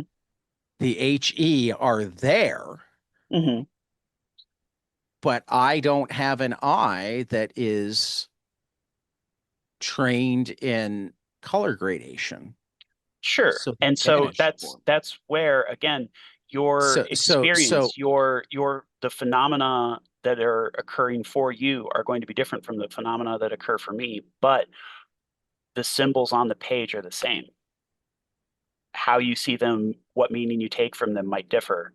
You know, your eyes are different from my well, eyes, then but then we are then looking at how the do we same symbols. discount symbols that indicate sound? How do we discount symbols that indicate smell? What do you mean by discount? I mean, you're saying they're not on the page because it's That's only what we that's interpret. right, because I'm being hyper literal and saying that that is a representation of smell. That is not smell itself. Well, This is not a pipe situation. this is not a T itself. T doesn't exist itself. It's a representation of the sound for T. So you're talking about the letter T. Yeah. The letter T does exist in the same way that triangles exist. How? Conceptually, it's Well, but sound and smell also exist conceptually. but sound and smell are literal phenomenological experiences that we interpret through our senses. The letter And T is a part of a concept conceptual of language. ideas are representations like power Uh-huh. exists, Yes. fantasy exists. Sure. The letters we use to make them are representations Uh-huh. to evoke that meaning. Right. But So what why I'm wouldn't smell lines be the same thing? smell lines are not the same thing as smell. The letter T is always the letter T. Is it? Yes, the letter T is the letter T. Well, but that would mean that like you couldn't have a T beam. What do you mean? I mean, when you're building, it's not the letter T when you're putting something up that looks like a T but is meant to hold a structure. That's completely different from the letter T itself. Well, Like but that's like saying that because a you're triangular saying the pieces of smell paper lines, exist. you're saying the smell lines aren't always the smell lines because you could use similar lines for something No, else. no, that's not what I'm saying. What I'm saying is that the smell lines remind you of a smell or make you think of a smell, but they themselves do not have a smell. So what does the T have itself? The T, it's a shape. So does the smell lines. Yeah, but when you smell something, is that smell a shape? Like if you smell chicken, is the smell of chicken a shape? No. That's what I'm saying. When you read T, is it a shape? Yes. Really? The letter T is a shape, yes. I thought it was a sound. No, the letter T is a shape. The sound that a T makes is different. That's But what's important when you're reading? the shape. Because if you can't Why? see it as a T, you can't interpret it as a T. The sound that it makes in your Okay, head is but secondary. that's where we go if the smell lines interprets it as the smell. No, no, no, no. This isn't about interpretation. This is about the smell lines themselves do not have a scent. The There is T no discernible itself scent. does not have a sound. You're interpreting it.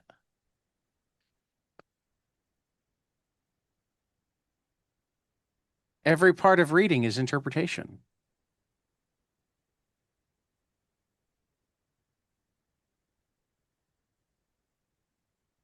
I mean, yes, yes, you're interpreting symbols, but what I'm saying I is mean, that any smells, like any how phantom many smells you are different fonts of experiencing, T are there? yes, but they're all T. And what I'm saying is that those But smell are they lines, all immediately identifiable as T? it's not about the immediacy of identifying. It's about the fact that lines do not inherently contain a scent. you're experiencing synesthesia when you look at smell lines and you experience scents. But the lines themselves do not have a scent. There is no way you could determine that a scent is there. The smell you Absolutely, experience is happening but entirely within your mind. if I That's what I'm say trying to say.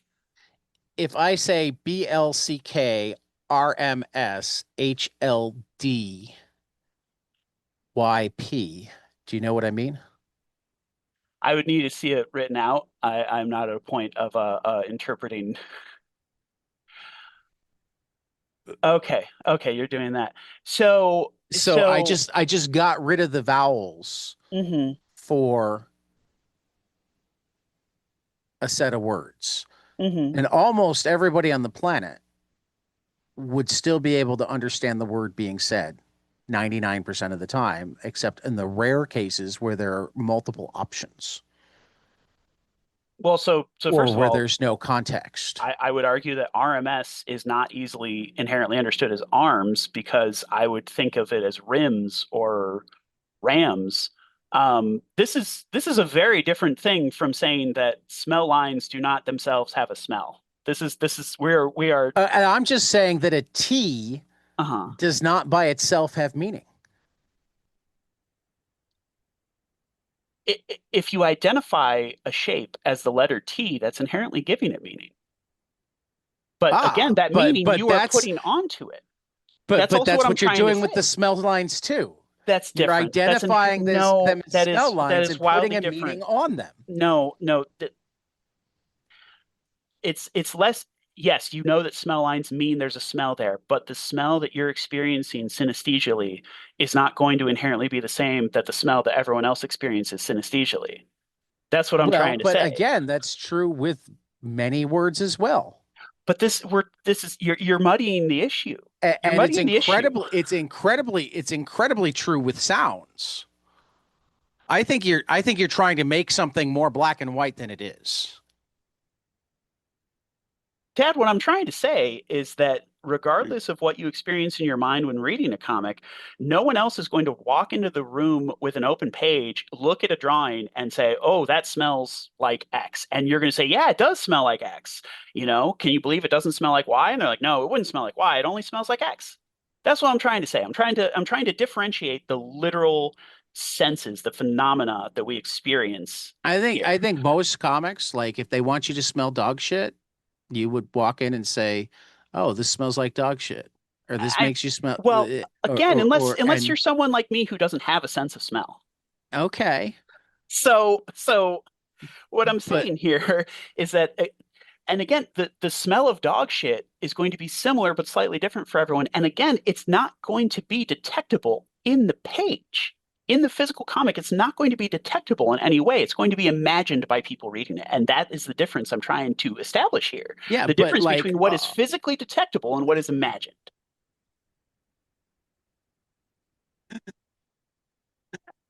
it's all imagined. The Physical meaning of reality words is exists. imagined. The meaning of words is inconsequential to whether smells exist on a comic page or not. This is physical reality exists. We have varying and limited access to it, but it exists and it is there. Sure. So it is not all imagined. Like all the meaning is imagined, yeah. Sure, but I I'm mean, talking about by not the that argument, meaning, the but only parts that exist in a comic are the paper and the ink and the yes, staples. yes, yes. That's what I'm saying. Yeah. But that's not the words in the pictures. That's the paper, the ink, and the staples. Sure, but the shapes of the words and or the which words and letters are used and the shape of the pictures are going to be the same for everyone. Like again, Right. you might describe it differently, but again and again, you might okay, they're trying that's a picture of dog shit and they're trying to evoke the scent of dog shit. The scent of dog shit is in your mind. It is not in the comic. but all the meaning's in your mind. More of it is Sure. easy to share than others. Sure. I'm not saying that the meaning isn't there. I'm simply saying that the phenomena, the physical embodied experience of smelling dog shit happens in your mind when you read a comic. It is not inherently on the page of a comic. I mean, and I'm just saying that to me, that's an argument that nothing is inherently on the page of a comic. Except for, again, the shapes, the ink and the paper, the symbols. Those are on the comic because it's a visual medium. Well, but What the symbols mean differentiates, but the symbols are there. okay. But that includes the symbol that's supposed to evoke smell or sound. Yes, but that is different from literal smell and sound. Sure, Yes. but That's what I'm trying to say. so's the That's what I'm trying to say. dialogue. The Yes, I would not dialogue's I would different not from say literal speaking, yes. I would not say and that there is literal sound in a comic. The sound is happening in my head. and all the motion is not literal. And Yes. I mean, again, no part of the comic is literal then. Yes. Yeah. That's okay. No, I'm okay with that too, but then it's no better Again, at it's literally what not is in the comic. inherently better at any part of the sensory storytelling spectrum because it's all about interpretation. But that, again, to split the difference between a comic and a film, the film inherently contains sound. The comic does not inherently contain sound. And when I say sound, I mean sound waves. The only sound waves you're going to get out of a comic are going to be the rustling of the turn of a page.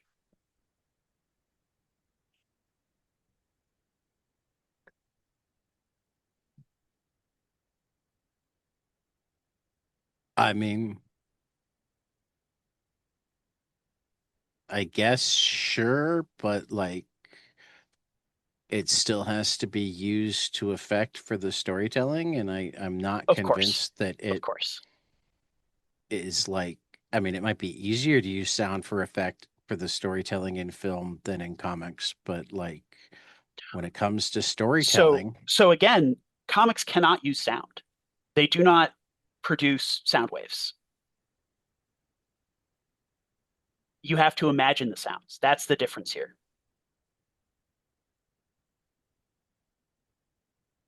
um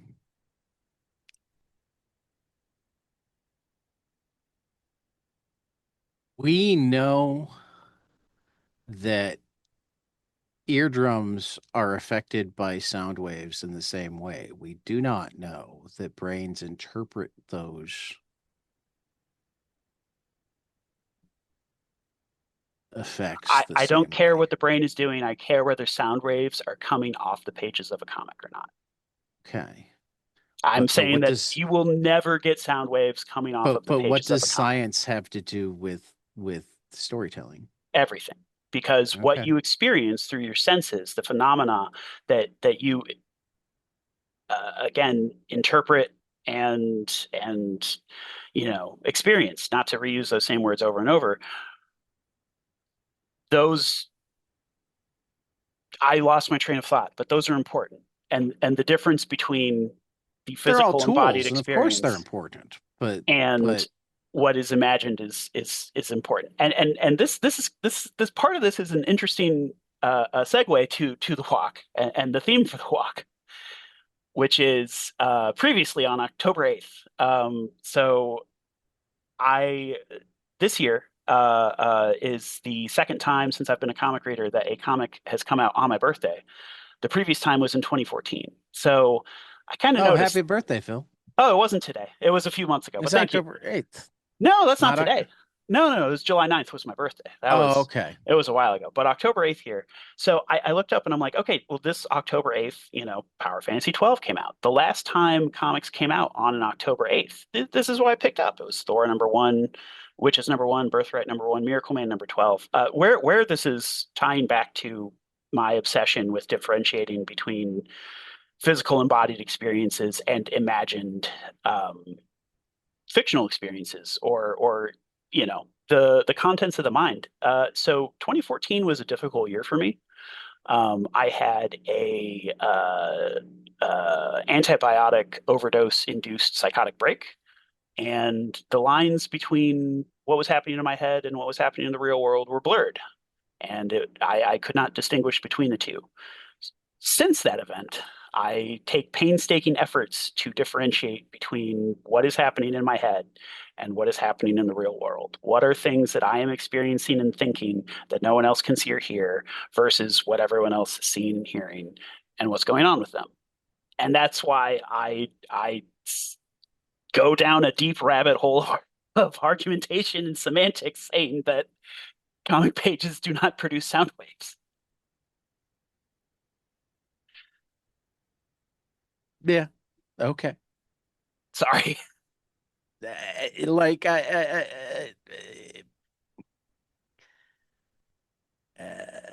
comic pages don't produce sound waves, and like neither do prose pages. Um, Movies don't produce letters. Sure, Um, unless they put them on the screen. right. Oral storytelling certainly doesn't produce letters. Sure, sure. Um, Smells are inherently part of lots of good storytelling, but like without massive amounts of work, you can't actually uh, uh, put the aroma into the air. And Right. even if you put the aroma into the air, clearing it so that you can have a new aroma the next time you need one Hmm. is The art form, problematic. the art form Um, most adept at so dealing in so so smells is food. again, uh, well, but but food is not actually an art a storytelling medium. It can be. You can It can tell a be story through a meal. used, it can be used as part of a storytelling, but it's generally not the medium. It's one of the tools being Uh, used. I mean, I'm thinking of like a dinner. It sure if a dinner is a medium, I would actually argue that food is a pretty important piece of that medium and almost interchangeable with that medium itself. You know, a dinner without food isn't really a dinner. But can you tell the story of the dinner Yes, I don't know where you're with going to go with that, only but the food? yeah, it would be abstract and difficult to interpret, but it could be done. Fine dining has been trying to do this for over 100 years now. Well, but they also use presentation. They also Sure, use but again, it's all in the food. You well, know, the the again, the food is one of the tools. The food's like the ink. The food's not the medium. The food's the tool. so you'd say you would argue that the construct, the social construct of a dinner or a meal is the medium. Yeah. Interesting. I think inherently mediums have to be social constructs. I can see that. Yeah, yeah, I can see that. That feels important. That feels like it's worth writing down. Mediums I have to be mean, social constructs. That no, I like that. That's a really good line.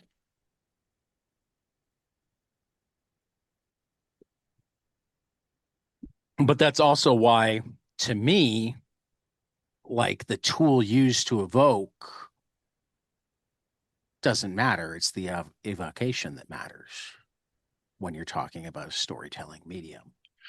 The evocation inherently matters to the individual, but it's No, to also all of the individuals. yes, but what I'm saying is that each evocation is different. So like Sure. to put it in programming terms here for any other programmers out there listening to this, you know, the artwork becomes like the class, and then the evocation or the experience of reading that artwork is the object created by the class.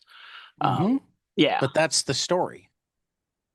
yeah, and it's it exists through an interact like a story that never I gets mean, read doesn't exist. programming isn't a medium. Video games are. Right. I mean, yeah, programming is it's actually I'd put it bigger than a medium. Oh, it's It's a a tool in a language. it's multiple languages. Right. Well, I mean, most of the other Yeah. languages are We don't have any programming that isn't eventually binary yet, I don't think. No, I mean they're working on quantum computing, but I But even don't think it's quantum super computing dependable. has way more to do with doing things faster than changing the basic language. I think it does actually. Well, okay, so first of all, let's differentiate between language because binary isn't a language; it's a numeric system. Numeric systems are languages. The reason why I'm trying to differentiate that between that is because programming also has languages like Python, C sharp, Absolutely. those sorts of things. So, Absolutely. so I just Uh, didn't want to but muddy but the I would terms. almost think of them more as dialects than languages. Sure, sure. You know, kind of yes and no because they No, I do get things it. differently and behave in different ways. But like that's And, why yeah, but they're still the building blocks more than Well, I would say it's so I would the say story. math is a language. Yep. You know, um, binary is a subset of math. So yeah, I guess dialect, subset of language. That kind of Yeah. is twisting a bit, but yeah, I mean, this definitely gets to a place where we don't necessarily have the right words to describe what we're trying to say. And absolutely. that's actually like That's a huge something part that of I things I think don't about. that's something that I don't think gets um I don't think it's enough attention in the world, period. How What the often how often do people respond to their interpretation of your words without trying to figure out whether that's your meaning? it happens more and more often every day. Unfortunately, it happens every day on I the don't internet. know if it's more and more often. I think it's Well, always been a problem.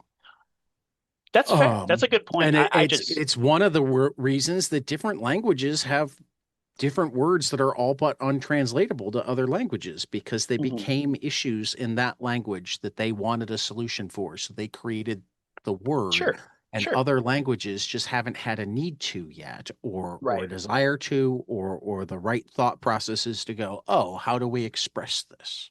Similarly, the more words you have for a single object within a language, the more importance it is at talking about all the various terms for snow that Eskimos have Mhm. versus the ones that are in English.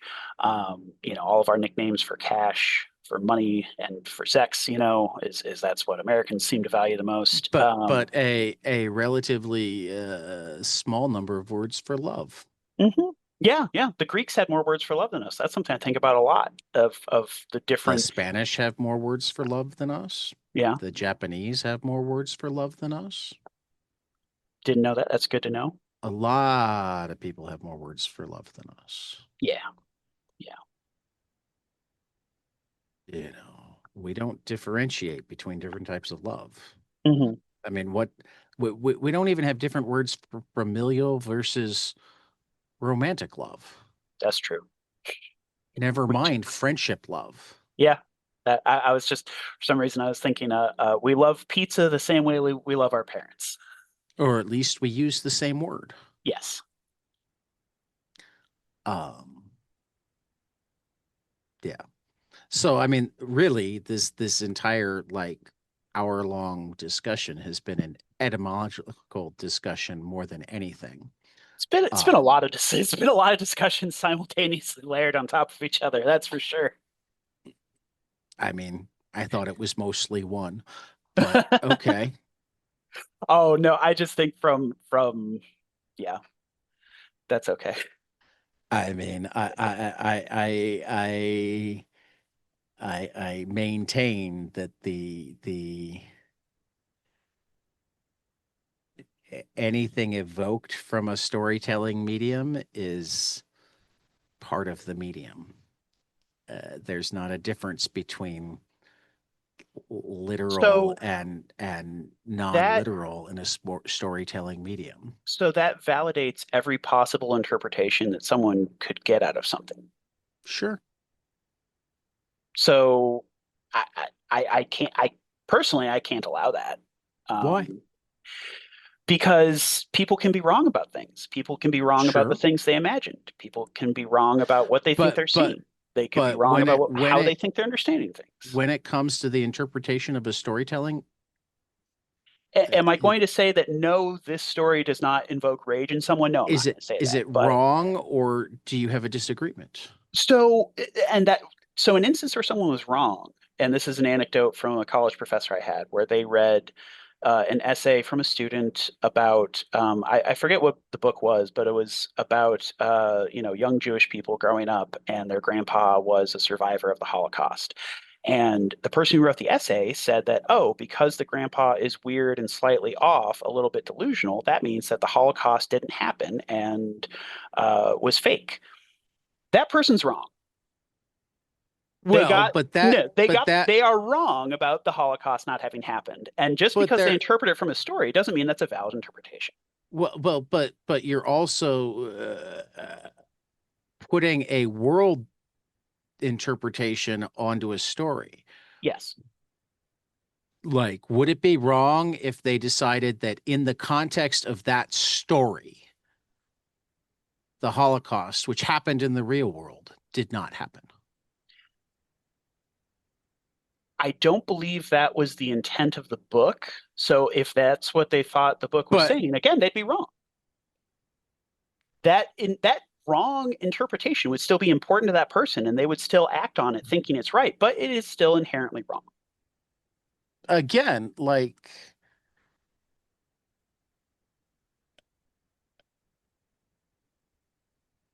it's inherently an opinion.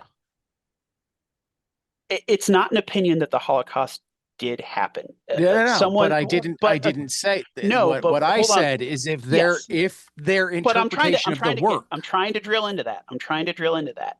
If they're so starting from their interpretation that the Holocaust didn't happen was wrong. If they're interpreting that this book is somehow claiming that it's set in a reality where the Holocaust didn't happen, that would be one thing. But if the author's not trying to establish that fictional framework, but someone is viewing it through that lens, that's still wrong.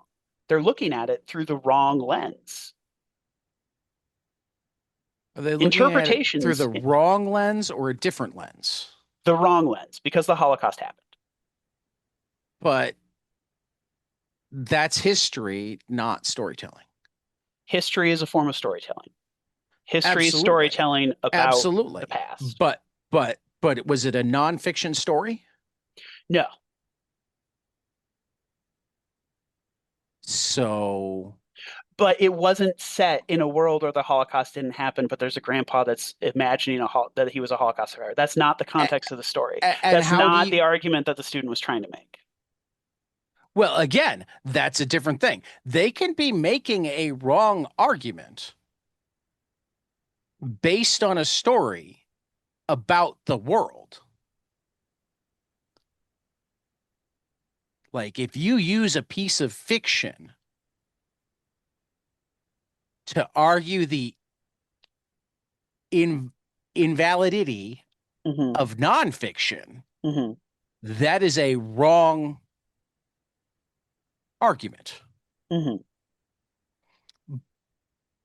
But if you are speaking of a work of fiction using only that work of fiction, you can't be inherently wrong. You can be an idiot and I don't care about your opinion. So this is where they weren't inherent. They weren't just using that piece of fiction. So like this is where the wrongness was coming from them and their understanding, and that's why I want to separate that wrongness from the actual medium and story itself. The reactions the stories evoked are not a part of the stories themselves. They are the aftermath. They are what comes next, but they are not inherently contained within the story. But the interpretation is. The interpretation is not contained within the story. The interpretation is contained within the individual. The the the reaction and the interpretation are different things. I would say that the interpretation is a part of the reaction. The interpretation is the antecedent to the reaction.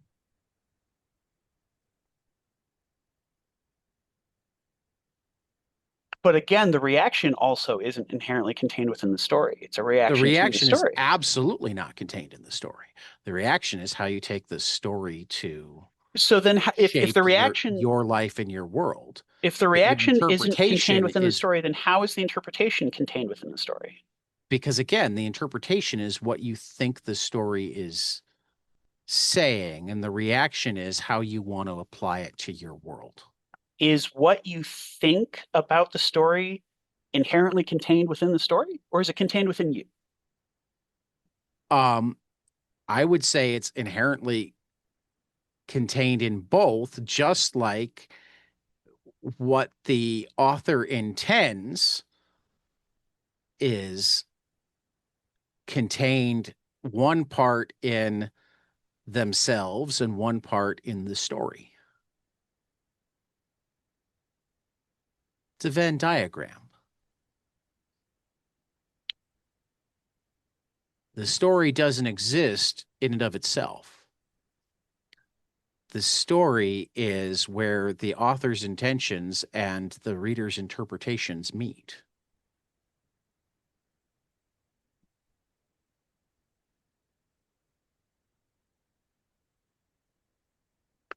I can see that, but I don't trust it. So what it comes down to. Hmm. I mean, like, to do otherwise puts too much responsibility on the writer and removes too much from the reader. Um, I mean, I guess what I see is three bodies, creator, story, and listener. And so I guess I do want to keep the writer and intent separate from the story, but still influenced by, in the same way that I want to keep the reader's interpretation and response separate from, but influenced by the story. I want to keep these things I mean, discernible. it's definitely a three-ring Venn diagram Okay. where there are parts that are strictly the writer's intent that aren't necessarily in the story at all, and Hmm. parts that are strictly the reader's interpretation that aren't in the story at all. And there are things that are the writer's intent and in the story. There are things that are the reader's interpretation and in the story, even though they weren't the writer's intent. And there are things that are both the writer's intent and the reader's interpretation and in the story.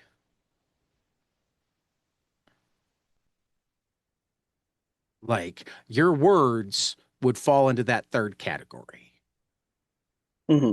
I mean, really, it's a three-dimensional thing because, like, my smells would be where the writer's intent and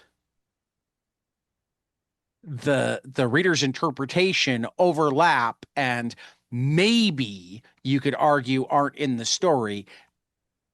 But I think to a certain extent, if the writer's intent and the reader's interpretation overlap, it almost has to be in the story, whether you can point to it literally or not.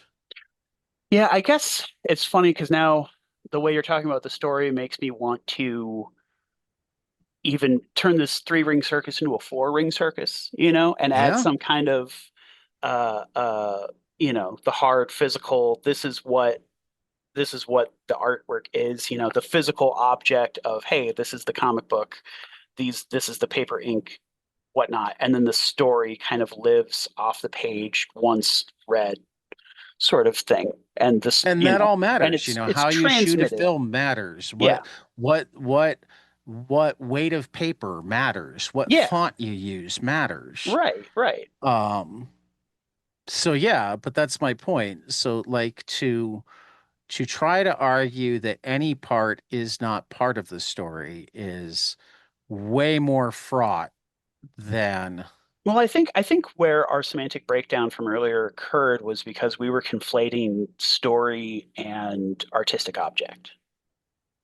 if I'm now differentiating between the story of the power fantasy and the physical issues of the power fantasy, that's I was saying that the physical issues do not contain the sense of a smell, Oh, but the story absolutely. can contain the sense That's of a right. smell. And I was Okay. only talking about the story. Okay. And so that's where the breakdown happened was I that was when you were talking saying about the story. story, I was talking about the medium. You're talking right. about the object. Yes, and I I don't didn't care about and the we object. When I'm and talking I about storytelling, I don't care about the I was object. gonna almost say I don't care about the medium, but that's not true in any way. That's I could never in any earnest way say that I I mean, don't care this is about the this medium of is one of the comics. reasons why it doesn't always matter to me that much Hmm.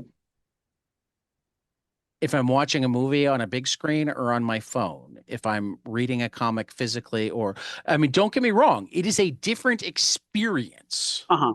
And this And is it where I sometimes affects the story, uh-huh.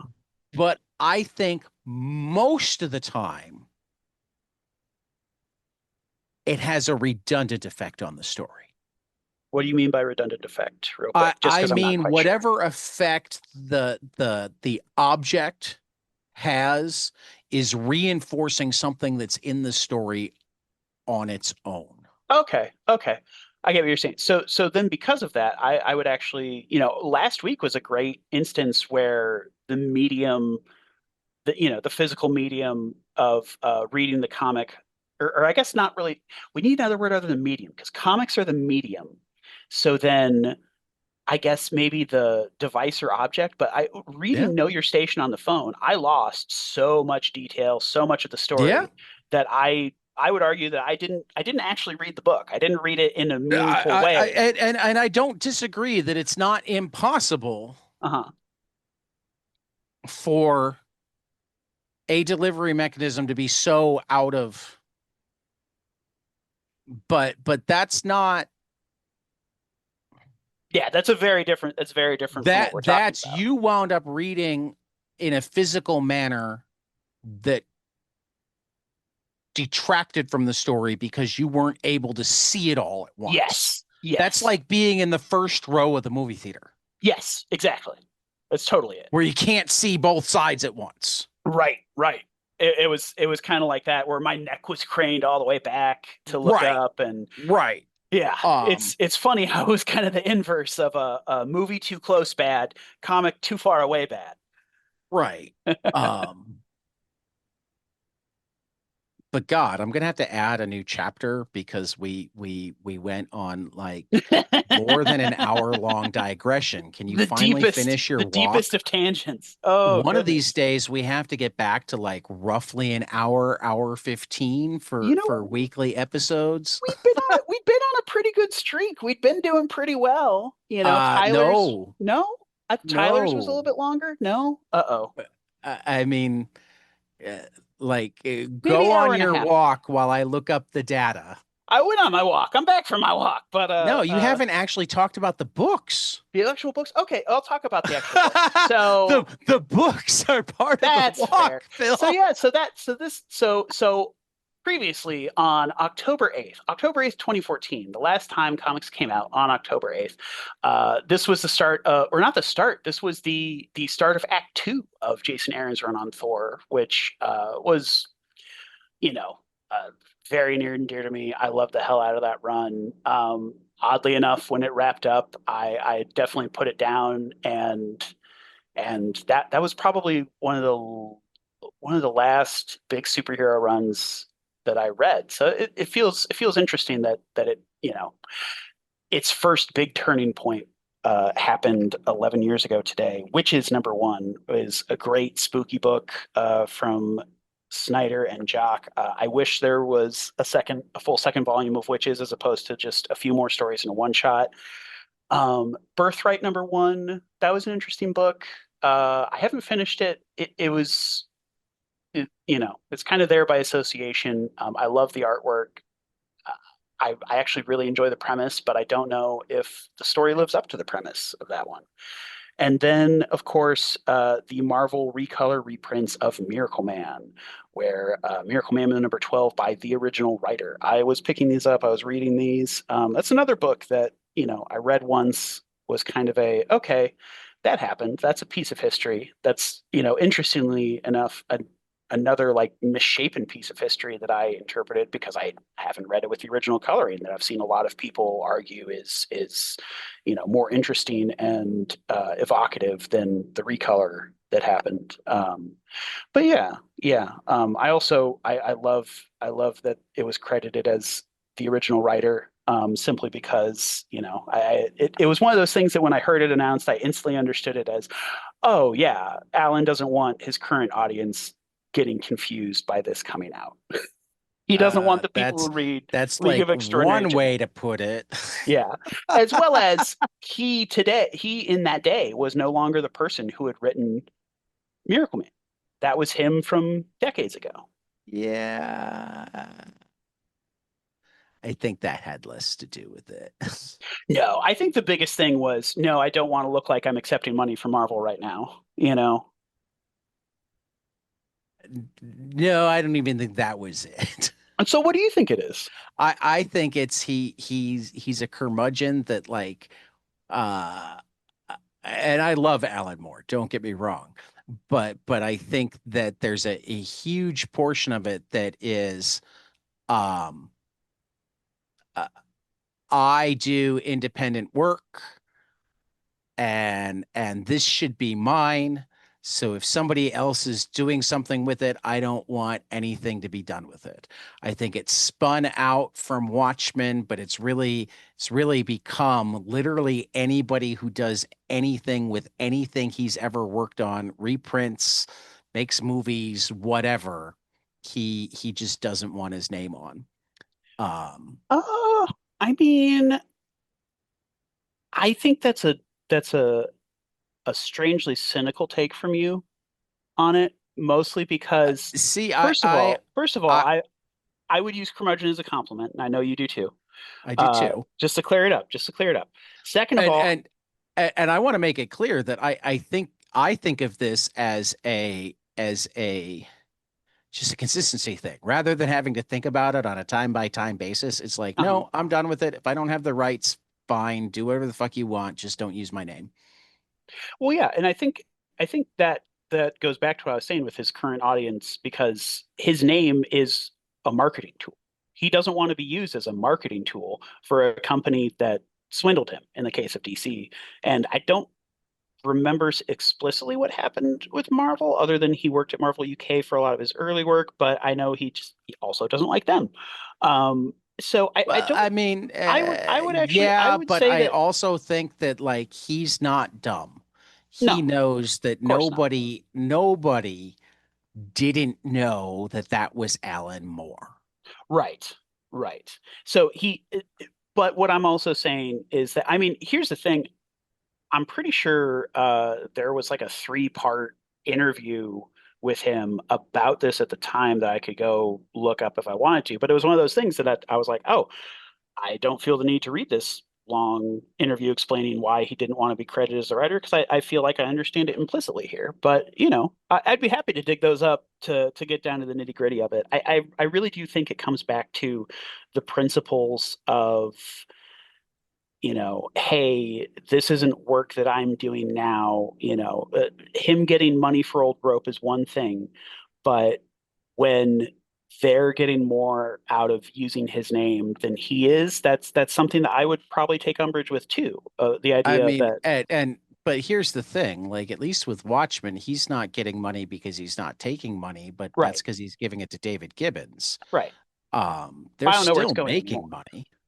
Right, and They're so still that's the thing. making a lot of money. Right, I'm sure he also understands that he can't stop them from trying to make money off of things. Well, But no, what he but I can meant do, I meant if he wanted to, uh-huh. he would still be making a lot of money. Yes, he doesn't want to because he doesn't want to be owned. He doesn't want to be beholden to the people who screwed him over. You Eh, know, it's a principled stance, and I respect the hell out of it. I think with Watchmen, it's a principled stance. I think with the rest of it, it's more about consistency, and Well, that is principles demanding principled, and consistency. that's principled in its own way. But Yeah, like, I don't think it's. And for that matter, his name isn't off of Watchmen.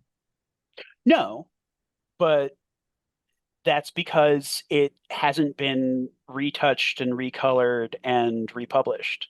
It's just been in print continuously since 1987. But going back to our lengths, Hmm. Oh yeah. like when I was at CXC, we came in at just under an hour. Okay. Uh, uh, issue or the next episode, um, Traveling to Mars was just under 2 hours, Okay. Yeah, that was a lot. and Know Your Station was an hour and a half. Okay. We're probably at 2 hours already. So I'm going to Hooey. call a rare audible. This is the giant size I'm spectacular. going to call a rare audible and Uh-huh. say that uh, we did our great responsibility out of order. We did. And we're changing the great responsibility to what is a medium? Ooh, interesting. Okay. Uh, so you're gonna have to take all of your power fantasy reading and use it to No. talk to Kieran. No. Well, yes, actually. Yay! Yay! Um, Believe it or not, believe it or not, as weird as this conversation was, I am hoping the conversation with Kieran gets even weirder. no, I get it. I get it. So we are going to uh quickly say that I read one chapter of One Piece. And I you started apparently reading. started Stray God. I did Noragami Stray God. I watched the anime some years ago, really enjoyed it. Saw this was on Hoopla, said, "Oh, that'd be a fine, volume to pick up." My first impression was, "Damn, that's a lot of screen tones." Um, but yeah, it's not as well known as One Piece, that's for sure. But I did enjoy it. So I think the anime is pretty short. It's only like 12 episodes or so. So yeah, it was a fun one. It's But about is the manga is good? is We will the see. manga is the manga pretty short? It looks like the manga No, is it does look like it goes at on least 27 volumes. at least. Let me see how many are on Hoopla because that was one thing that definitely started to irritate me. Was when I saw, hey, wow, that looks like a really cool series. Oh, they only have the first four volumes. Dang, I don't know if I want to read just the first four out of like 16 volumes of this. That's you know 26 is what I have here. 26. Wow. Unless they started, I mean, what's always possible is that they have Hmm. uh so was yours just divine intervention for sale? Yes, so it's just that first one. Okay, yeah. Yeah. So yeah. Fortune be with you, fighting the blight and sinister Shinki are apparently what you have left. But then there's 21 volumes Wow. after that. Wow. Which honestly, I 20 was 20, I'm sorry, 23 volumes after that. There are 27 volumes right now. 27th volume came out in December of 2024, so it may or may not hmm. actually be done. Interesting. Yeah, yeah, I could definitely see it continuing on. So let's see here. They've got So they've got 11 volumes on Hoopla. So I we'll see how far into that I get, yeah, but yeah, at it's least for a start. it's from Kodansha though, so I Hmm. mean Kodansha is available to purchase on Global Comics. Oh, okay. So if Um, I am truly hooked, that's right, how we'll know. right. Um, so yeah, and I got one more chapter where we kind of checked in with all of the other pirates that are going to make the next uh era of One Piece. Um, so yeah. Um, three books we hope will be spectacular. And I haven't read any that I know will be spectacular, which is a rarity these days. And like it actually looks like kind of a light week, which is good because I have so much that I want to continue from this week.